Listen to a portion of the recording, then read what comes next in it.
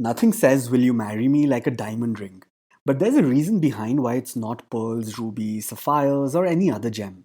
In the 1940s, only 10% of engagement rings were diamond rings. But by the time we hit the 2000s, more than 80% of engagement rings had a diamond in them. So, what in the world happened there? This is Siddhant, and welcome to a brand new episode of Let's Do Shorts.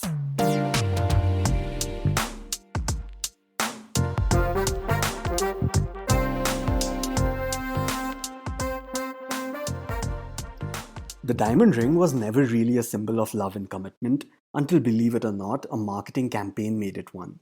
People were wearing diamonds, but they were just the absolute top richest people in the world.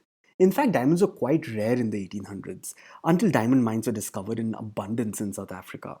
This sudden availability of diamonds lowered its price dramatically, and that's when De Beers, the largest international corporation in the diamond industry, came up with a plan. They wanted to create a monopoly so they could control the supply and prices of diamonds. And so they did. De Beers bought all the other diamond companies and reduced the number of diamond exports from 7 million carats to just 14,000 carats a year.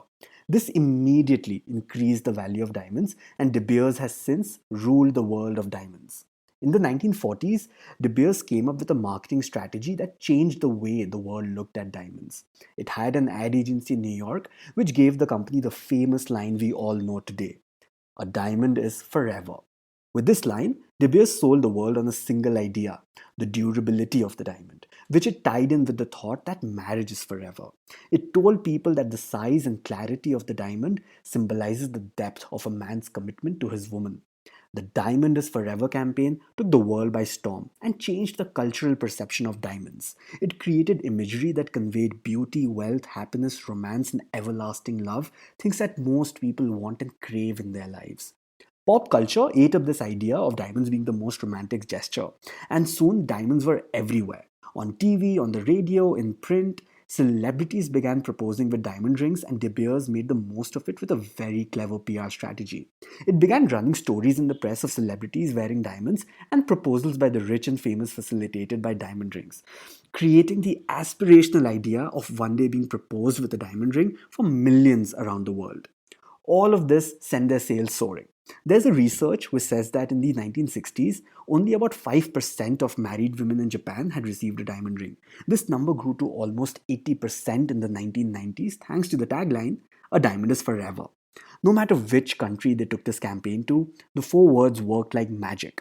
All of the communication from De Beers convinced people of the idea that diamonds were the only gemstones worthy of romance, and that a successful courtship resulted in a diamond ring.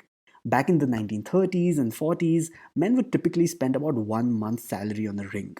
By the 1980s, the idea that one must spend at least 2 months' salary on an engagement ring was normalized. Once again, thanks to a marketing masterstroke by De Beers that connected the amount of money a man would spend to the worth of the woman he loved.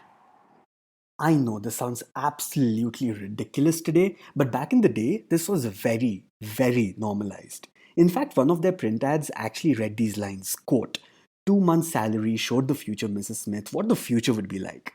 You can't look at Jane and tell me she's not worth 2 months' salary. I mean, what in the world?" Another one read, "How can you make 2 months' salary last forever?" It might sound really weird to us now, but it actually worked back in the day. De Beers knew how to play with the psyche of the consumer. As time passed, they even created the Eternity ring, the Trilogy ring, and more recently, a right hand ring, which were marketed to women as a gift to themselves, asserting their independence. With all of this, De Beers was able to achieve two things. Number one, it made diamond rings an essential part of getting married. It created a tradition to mark a celebration of love.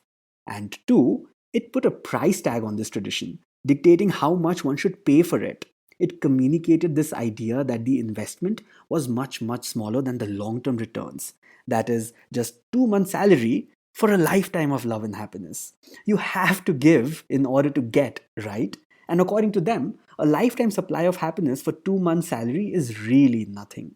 With these two achievements, De Beers single handedly began to create unprecedented demand for diamonds. It already controlled the supply. "A diamond is forever" became one of the world's most iconic marketing slogans ever. The idea that a diamond ring is the choice for making things official is still very relevant. And it's all thanks to a brilliant copywriter and an undeniably influential marketing campaign.